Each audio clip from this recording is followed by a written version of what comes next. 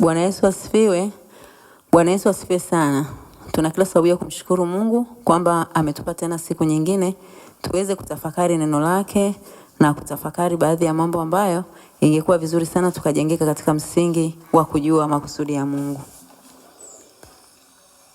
Hapa tuna mambo matatu ambayo tunapaswa kujifunza kwa sababu ya ili tupate kujua. Kwa mfano, nina mambo matatu ambayo ni baba, mama na watoto. Ingekuwa ni vyema tukafahamu baba ni nani katika familia, mama ni nani na watoto ni watu gani katika familia. Kwa kuanza tuanze kuangalia kwamba uumbaji wa Mungu, kwa nini Mungu alianza kumuumba mwanaume? Kwa nini mwanaume anaitwa baba? Tunaona kwamba baba kama mwakilishi wa Mungu katika familia au jamii inayomzunguka. Yaani baba ana nafasi kubwa sana katika jamii, baba ana nafasi kubwa sana katika familia ama katika mahali popote ambapo anapokuwa baba kuna jambo la ziada la kiungu linakuwepo hapo. Lakini mama ni nani? Tukasema mama ni msaidizi katika nafasi ya mke au mama. Yaani anakuwa ni mke lakini pia anakuwa ni mama.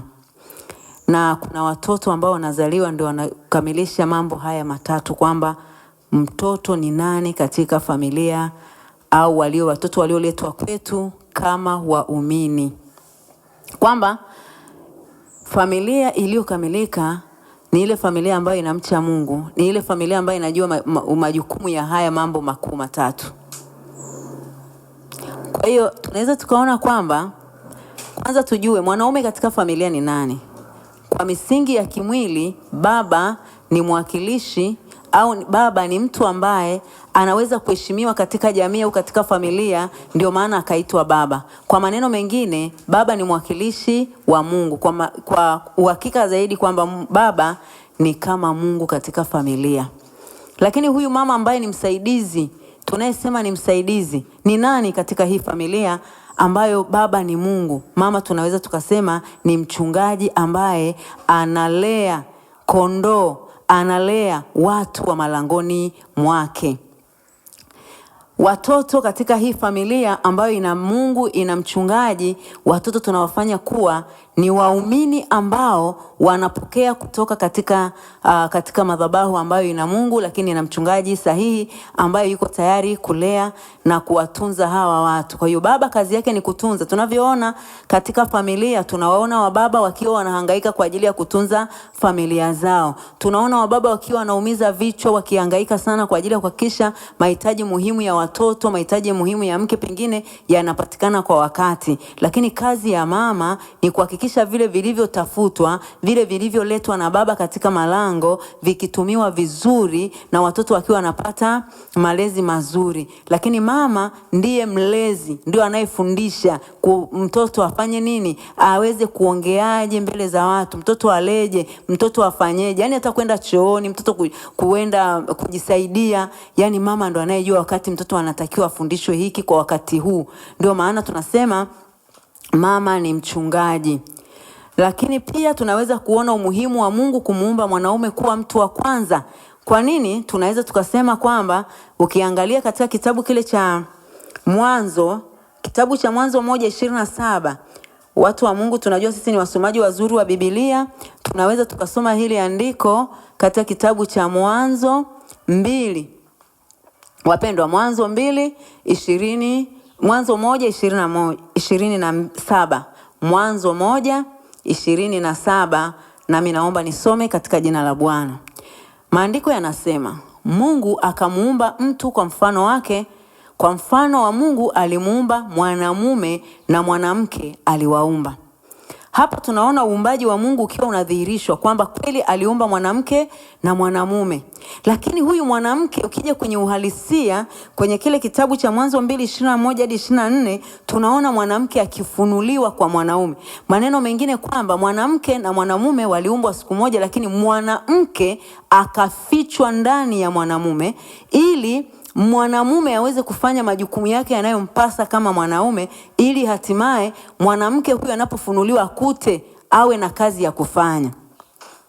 Ndio maana mwanamke hawezi akutolewa, yani Mungu akumtoa mwanamke anapomfunua kwenye kile kitabu cha Mwanzo 2:21-24. Naomba tuisome. Naomba tusome Mwanzo 2:24, 21 hadi 24. Nitasoma katika jina la Bwana. Bwana Mungu akamletea Adamu usingizi mzito, naye akalala. Kisha akatoa ubavu wake mmoja, akafunika nyama mahali pake. Na ule ubavu alioutoa katika Adamu, Bwana Mungu akaufanya mwanamke, akamleta kwa Adamu. Adamu akasema, sasa huyu ni mfupa katika mifupa yangu na nyama katika nyama yangu, basi ataitwa mwanamke, kwa maana ametwaliwa katika mwanamume. Kwa hiyo mwanamume atamwacha baba yake na mama yake, naye ataambatana na mkewe, nao watakuwa mwili mmoja. Pointi yangu hapa ni kwa nini Mungu alimuumba mwanamume kwanza, akampa mwanaume majukumu. Mwanamume akafanya majukumu yote yanayostahili. Alafu baada ya mwanamume kumaliza kufanya majukumu, akamleta mwanamke, akamfunua mwanamke kutoka katika ubavu wa mwanaume. Kazi ya mwanaume katika familia ni kubwa, lakini kazi ya mwanamke katika familia ni kuhakikisha maono au malengo au kazi ambayo mwanaume anapaswa kuitimiza imetimia bila shida, bila wasiwasi. Mwanamke ni sehemu ya kutimiza malengo, mwanamke ni sehemu ya kumsaidia mume kutimiza mapenzi ya Mungu au kutimiza kusudi la Mungu ambalo Mungu ameliweka ndani ya mwanamume. Kwa hiyo mwanamke ni msaidizi wa kuhakikisha kwamba haya mambo yatakwenda sawa sawa na jinsi yalivyopangwa au jinsi ambavyo Mungu amekusudia. Wapendwa, katika kizazi tulichonacho sasa, kizazi ambacho kimeshindwa kutambua nguvu ya mwanamume katika maisha, katika familia, kwa sababu tu ya kuasi neno la Mungu kupitia mfumo wa dunia. Nataka kusema mfumo wa dunia umeharibu kabisa mpango wa Mungu katika familia. Na haya tunayaona wanawake wakidhani kwamba tuna uwezo wa kuwa sawa sawa na mwanamume. Lakini tunajiuliza swali, kwa nini Mungu hakuwaumba siku moja? Kwa nini Mungu hakumleta mwanamke na mwanaume kwa siku moja, wakakaa bustanini kwa siku moja, wakatoa majina ya wanyama kwa siku moja wao? Mungu akampa mwanaume majukumu, akafanya majukumu yake bila shida, akaishi na wale wanyama kama marafiki, hakuwa na tabu. Lakini tunaona mwanamke amefunuliwa kwa mwanaume. Mwanamke alipoacha nafasi, alipotoka kwenye nafasi, na hapa naweza nikasema pia hapa kuna namna ambavyo Adamu aliacha nafasi akiwa kwenye majukumu yake, akafanya mambo yake, akazunguka bustani anaangalia ni wapi pa kumwagilia pengine. Lakini mwanamke akiwa amekaa na subiri mahali, ndipo adui anapata nafasi ya kuzungumza na mwanamke. Lakini mwanamke alimpa nafasi. Alipompa nafasi, tunaona lilitokea anguko kubwa. Wapendwa, kuna watu na wanawake ambao wamesoma, wana degree, wana masters, wana PhD. Kwa hiyo wamedhani kwamba wana uwezo wa kumtoa mwanaume kwenye nafasi yake. Wamedhani kwamba wana uwezo wa kubadilisha mfumo wa Mungu ukaendana sawa sawa na elimu zao. Nataka nikuambie, hakuna mtu awezaye kumtoa Mungu katika nafasi yake. Kuna watu wengi ambao wamepita katika mapito magumu sana, wakamlilia Mungu, wakamlaumu Mungu, wakamsema Mungu, lakini Mungu hakuwahi kutoka kwenye nafasi yake. Na nataka nikuambie, siku ambayo Mungu angetoka kwenye nafasi yake, basi mambo yangebadilika katika dunia. Lakini Mungu aliamua kusimama katika zamu yake. Iwe unalia, iwe unacheka, iwe unanungunika, iwe unashukuru, yeye Mungu anabaki kuwa Mungu. Hajawahi kutoka kwenye nafasi yake. Kinachonishangaza leo ni namna ambavyo wanaume wengi mnatoka kwenye nafasi, mnakimbia nafasi zenu kwa sababu ya mfumo wa dunia, kwa sababu ya mfumo wa wanadamu. Mnatoka kwenye nafasi kwa sababu mwanamke amekushinda tabia, kwa sababu watoto wamekuwa upande wa mama. Mnatoka kwenye nafasi, mnasusa mambo muhimu ambayo Mungu ameyaweka kwenu. Nataka nikwambie, mwanaume sio mtu wa kususa. Mwanaume ni mtu wa kutimiza, ni mtu wa kufanya, ni mtu wa kutenda. Kwa hiyo mwanamke asikutoe kwenye nafasi. Kila mtu akae kwenye nafasi yake. Jambo lingine ni lazima tufahamu kwamba mfumo wa dunia ni mfumo ambao unaambatana na nguvu ya kishetani. Ndio maana unaona linapigiwa kelele sana 50 kwa 50, 50 kwa 50. Mimi sio muumini wa 50 kwa 50 kwa kweli. Mimi ni muumini wa 100 kwa 50. Kwa hiyo kama mume wako wewe ni 100, na au mwanaume unamfanya kuwa 100, maisha yako yatakuwa safi na ya amani sana. Kwa hiyo nataka nikwambie mwanaume ni 100. Usije ukatoka kwenye nafasi, mke wangu ni msomi, mke wangu anaweza kuendesha familia bila wewe. Kuna mambo ambayo unayafanya wewe ili mwanamke asimame. Kwa hiyo usimpe mwanamke nafasi ya kwamba yeye ndio mwenye kila kitu sasa hivi. Yaani mke wangu ndio anaweza. Unatoka kwenye nafasi. Ukitoka kwenye nafasi unampa adui nafasi. Wapendwa, tambueni, tafakarini wanaume, ni nani mwanadamu wa kwanza kuongea na Mungu? Alafu rudi useme ni mwanadamu gani wa kwanza kuongea na shetani. Alafu uangalie nini kinachoendelea katika dunia ya leo, kwa sababu kuna mtu ambaye ametoka kwenye nafasi yake. Mwanamke unayetaka nafasi ambayo sio yako, mwanamke yeyote ukitaka nafasi ya mume wako, unamwasi Mungu, unamkosea Mungu. Haijalishi huyo mwanaume yukoje, haijalishi ana matatizo gani, lakini tambua ulimpenda mwenyewe na uliamua mwenyewe nitakuwa naye. Tena mlienda madhabahuni, wengine mlienda madhabahuni, wengine mlichaguana huko mkaenda mkaishi. Mungu anachoangalia ni agano na patano lenu, kwamba mlikubali kwamba tutaishi pamoja katika raha, katika shida. Leo usimtoe kwenye nafasi kwa sababu hana. Usimuone kwamba ni mwanaume suruali, eti ni mwanaume suruali tu sasa hivi hana chochote. Hayo sio maneno ya mwanamke mwenye hekima. Mwanamke mwenye hekima huwa anamuinua mume wake. Maanake kama unavyomuinua Mungu katika maombi yako, unasema naomba Mungu, na muinua Mungu, ni Mungu anayestahili, ndivyo ambavyo unatakiwa umheshimu mume wako. Uone kama umeshindwa kumheshimu mume wako ambaye ni Mungu katika familia yako, unawezaje kumheshimu Mungu usiyemuona? Unawezaje kujipima kwamba mimi namheshimu Mungu ikiwa huyo mume umeshindwa kumvumilia, umeshindwa kuchukuliana naye na umeamua kumdhalilisha? Unaposema mabaya na madhaifu ya mume wako kwa watu wengine, unamdhalilisha Mungu. Hebu badilika mwanamke. Na nataka nikwambie pia mwanaume ambaye umekuwa mwepesi sana wa kususa, unasusa, unatoka kwenye nafasi, unaamua ngoja nitamwachia kila kitu. Huo ni ujinga, huo ni uzembe. Mwanaume huwa anasimama kama mwanaume.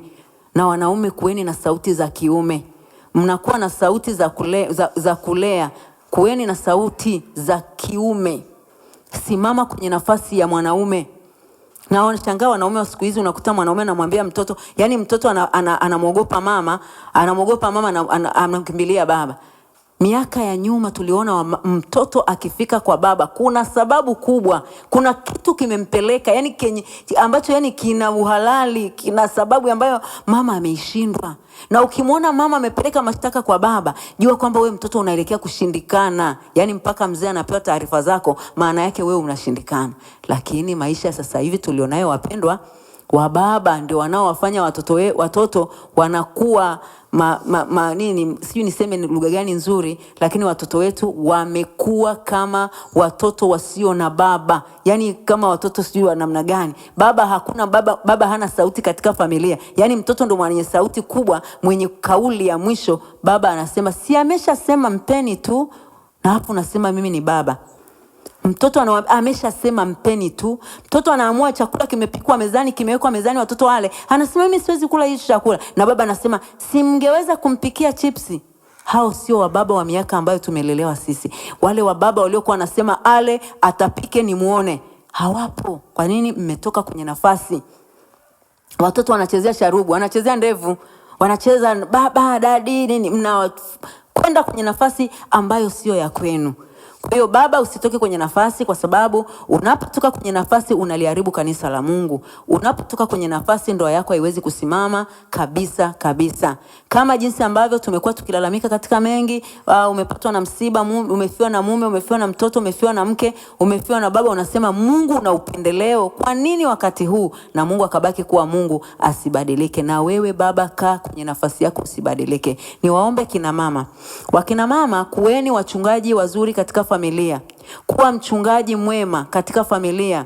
Kuwa mchungaji mzuri mwenye kulea katika njia inayopasa. Wamama wengi tumewatenganisha watoto wetu na baba zao.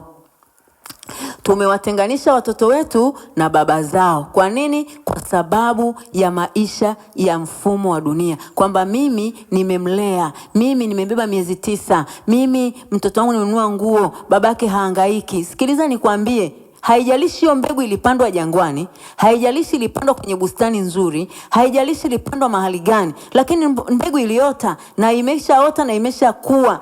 Acha hiyo mbegu iheshimu mwenye mbegu. Usimtenganishe mtoto na baba yake.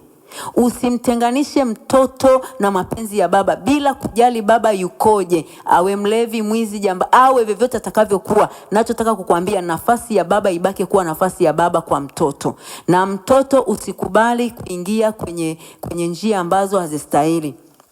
Mama, nimesema mama ni mchungaji. Tuangalie katika kitabu cha Mithali. Tasoma kitabu cha Mithali 2:22 mstari wa 6. Mithali 22 mstari ule wa 6. Mithali. Wapendwa, naomba tuangalie ya maandiko na tuhakikishe kwamba tunayasoma, kwa sababu ni maneno ambayo yanatuelekeza sisi watu wa Mungu tufanye nini. Nimesema mama ni mchungaji. Mama kazi yake ni kulea. Mama kazi yake ni kuhakikisha kila kitu kinakwenda sawa. Mlee mtoto katika njia ipasayo, naye hata iacha hata atakapokuwa mzee. Mwenye kulea ni mama, mwenye kutunza ni baba. Baba ni mwepesi wa kuleta kila kitu, lakini ukimuuliza mwanao yuko darasa la ngapi, kuna baba wengine hawajui hata watoto wao wanasoma darasa la ngapi. Lakini ada analipa, matumizi ya shule ananunua, lakini hajui, kwa sababu hana hilo moja, ana mambo mengi. Wewe mama, mlee huyo mtoto, mfundishe kuwa na upendo, mfundishe kuwa na adabu, mfundishe namna anavyopaswa kusema na baba yake, mfundishe namna anavyopaswa kuongea na watu, jamii inayomzunguka. Usimfundishe uongo, usimfundishe uovu, usimfundishe uharibifu. Eti baba alichelewa, unaenda kumwambia mtoto baba alichelewa, kaja saa 6, itamsaidia nini? Amekuja amenisema vibaya, itamsaidia nini? Ndugu yangu, huyo ni mume wako na huyu ni mtoto wake. Ukimtenganisha naye, mwisho wa siku utakuja kulia mwenyewe. Tusome pia kitabu cha Mithali 18:22. 18:22. Naomba tuisome kwa haraka. Mithali 18 mstari wa 22. Nasoma katika jina la Bwana. Anasema, apataye mke apata kitu chema, naye ajipatia kibali kwa Bwana. Wapendwa, mwanaume akipata mke watu tunasema amepata kitu chema. Lakini je, ni kitu chema ikiwa naye aliyekipata naye ni chema? Kama mwanamke hutakuwa kitu chema, hutapata hutakuwa ni kitu chema kwa mume wako, maana yake hata hicho kibali anachosema hautakuwa nacho. Na ukikosa kibali kwa Mungu, hauwezi kupata kibali kwa mwanadamu. Kwa hiyo wanawake, kazi yetu ni kuhakikisha kwamba tunatengeneza familia bora, familia njema, familia ya amani. Yaani kuna wanaume ambao wanaishi na magonjwa kwa sababu wanawake wameshindwa kukaa kwenye nafasi. Kila siku ni maneno. Unakuwa na maneno mengi mpaka mwanaume anajiuliza, hivi nilikutana wapi na huyu mwanamke? Kwa nini usibadiliki? Kwa nini usijitengeneze ukaanza upya? Mtu wa Mungu, hakuna ndoa ambayo ni njema kama ndoa ambayo mwanamke amekaa kwenye nafasi yake akituliza moyo wa mumewe. Watu ndio wanajiulizaga, huwa anapenda kujiuliza, hivyo mwanamke uliyeingia kwenye ndoa, hujawahi kujiuliza kwa nini yule mwanamume alipokuwa pale bustanini alikaa na wanyama, hakuwa na ugomvi wowote? Mbona aliweza kuishi na fisi, aliweza kuishi na mbwa, aliweza kuishi na nguruwe, aliweza kuishi na kila mnyama, hapakuwa na ugomvi.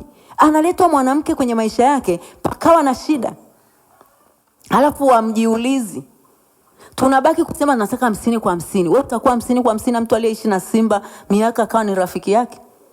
Huwezi kuwa 50 kwa 50, badala yake utaleta uharibifu. Na ndio dunia tulio nayo sasa. Kizazi tulicho nacho, wanawake wa 50 kwa 50, tunaharibu watoto wetu, tunaharibu waume zetu, tunawatenganisha na watoto wao, na badala yake watoto wanaishi kwenye laana. Kwa haraka pia uangalie we mwanamke ambaye Mungu alikupa kibali kwamba uwe mlinzi wa mume wako. Jiangalie kwamba we ni mlinzi kweli ama ni muuaji au ni adui wa mume wako. Kitabu kile cha Yeremia. Wewe ni mlinzi wa hiyo ndoa? Wewe ni mlinzi wa hiyo familia? Wewe ni mlinzi wa hiyo jamii inayokuzunguka kama mchungaji? Wewe ni mlinzi kweli? Kama ni mlinzi, hakikisha unayafanya yanayomstahili mlinzi. Mlinzi huwa haruhusu mabaya yaingie katika hema yake. Mlinzi ndio maana anakaa langoni. Kazi ya mlinzi ni kuzuia mabaya yasiingie. Kazi ya mlinzi ni kuhakikisha kwamba kuna usalama. Wewe mwanamke ambaye Mungu amekupa nafasi ya kuwa mlinzi, umemlinda kweli mume wako? Unawalinda watoto wako? Sio kuwalinda kwa kuangalia simu yake imepigiwa na watu wangapi. Sio kwa kulinda watoto kwamba wamekula na kunywa. Hapana, unawalinda katika maadili mema. Unamlinda mume kuhakikisha kwamba njia anayoendea sio ni njia sahihi. Unaongeaje naye? Una lugha gani unayotumia kuzungumza naye? Unafoka. Bwana Yesu asifiwe sana. Maisha bila Mungu, wapendwa, hayafai. Maisha bila neno lililofunuliwa katika maisha yetu ya kiroho hatuwezi. Kwa hiyo nikushauri hata wewe ambaye nakuita mama, uliyepewa nafasi ya ulinzi, hakikisha huwezi kuilinda hiyo familia, huwezi kulinda hiyo ndoa, huwezi kulinda hawa watoto, wala huwezi kumlinda huyo mwanaume kama huna neno la kweli la Mungu. Katika kitabu cha Yeremia 31 mstari wa 22 anasema, hata lini utatangatanga binti Sayuni, binti mwenye kuasi? Kwa maana Bwana ameumba jambo jipya duniani, mwanamke atamlinda mwanamume. Nimesema mwanamke ni mchungaji na mwanamke ni mlinzi. Kama ni mlinzi, anamlindaje mume wake? Tunatafuta hekima ya Mungu, namna ya kuzungumza na mwanaume. Sio ukuropoka, sio kufoka, sio kulalamika, sio kunungunika. Lugha ya kihekima ya kimungu, ya kusema langoni, ya kusema na mume, ili hata watoto unaowalea, hao waumini wako ulionao, waweze kujifunza kitu kutoka kwako wewe mchungaji. Waseme, ikiwa mama yetu ndivyo anavyosema, anavyoongea, sisi je, tunapaswa kuzungumza aje? Bwana Yesu asifiwe. Watoto wengi sasa katika familia nyingi, wao ndio waamuzi kwamba baba hataki kupewa chakula. Kwanza leo hajaleta chakula. Wamama, waandaeni waume zenu kuwa wa baba sahihi katika familia. Na kingine nataka niongezee, wanawake, msiwatenganishe watoto na baba zao. Nataka niwaambie jambo hili kwamba mwanamke yoyote hana baraka ya kumpa mtoto wake, ila wewe ni daraja la kuhakikisha kijana wako anapata baraka. Kama mama ukikaa kwenye nafasi, vijana wako watapata baraka. Lakini kama utaamua kuwatenga, basi utakuwa na wewe utaishi kwenye hiyo laana ya hawa watoto wako. Na watoto wako wa kiume watakuwa ni watumwa wa dada zao, kwa sababu wewe umeshindwa kuwa daraja kama Rebeka. Basi naomba niishie hapa. Tutaendelea siku nyingine, Mungu akitupa kibali. Tutajifunza zaidi kwa nini mama hana baraka za kumpa mtoto, hasa mtoto wa kiume. Mungu awabariki sana na asanteni kwa kunisikiliza. Amina.